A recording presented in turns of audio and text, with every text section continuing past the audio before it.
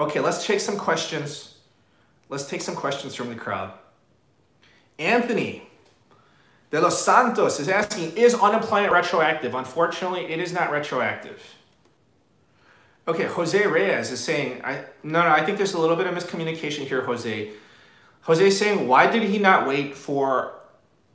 President Trump not wait for the House and Senate to pass the $2,000 stimulus checks?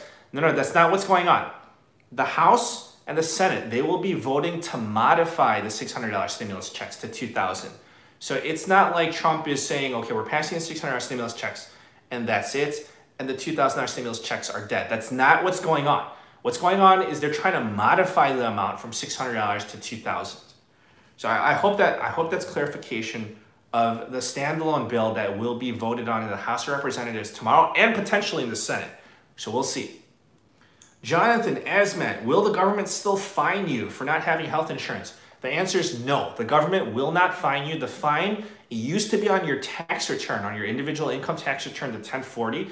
That is no longer applicable. You will not be fined. I mean, I hope you have health insurance. If you don't, that's not good, but at least you're not going to get fined. You will not get fined if you do not have health insurance. Because again, it was a tax penalty, but it is no longer the case. Laura Hurtado is asking, will mixed status homes qualify? That is a very good question. The answer is yes, but how it's going to work this time around is that the person without the Social Security number will not qualify. However, the person without a Social Security number will not negate the person with the Social Security number. So if you have a spouse and a spouse, one spouse does not have a social, that person is disqualified. The spouse with the social still qualifies.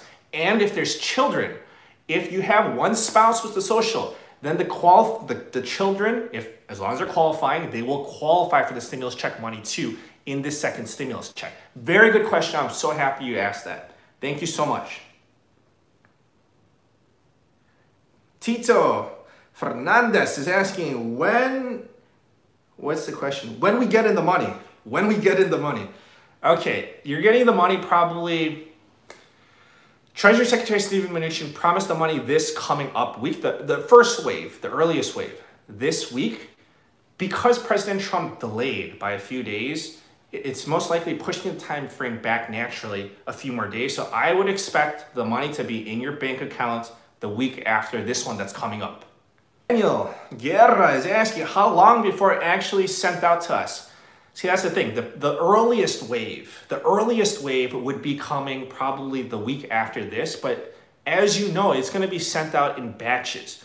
The people that would be experiencing the first wave of the stimulus check is if you have all your information on file with the IRS already. If you don't, for a variety of reasons, if you don't, then you could potentially be waiting weeks for the stimulus check money in paper form or in prepaid debit card form or a variety of forms. However, if the IRS had your information on file for the previous stimulus check, you received it direct deposit, no problems, you would be in the first wave and you would probably receive it in the next few days. I don't expect it to be this week. However, I probably would expect it to be the week after this. So not this week, but next week. Jacqueline Lopez is asking about the eviction protections. The eviction protections will last one more month. The duration goes from December 31st to January 31st. I wish it was longer. Unfortunately, it's not. Why did Trump change his mind? About an hour before President Trump passed the stimulus bill, he said, more information to come about the COVID relief bill. He didn't give any more information. All we know is that he said that was kind of like, him building it up through tweet form, and then he signed it. Who knows what the reason could be? I mean, if you could read the mind of President Trump, you tell me. Erica Jackson, that's a very good point. This is perfect timing. Thank you so much, Erica. Erica said Trump weighed the pros and cons and realized the bill needed to be signed. That's because the people with the unemployment benefits, their benefits were expiring. You have estimates of 12 to 14 million Americans losing the unemployment benefits. I mean, it's a disaster of a situation.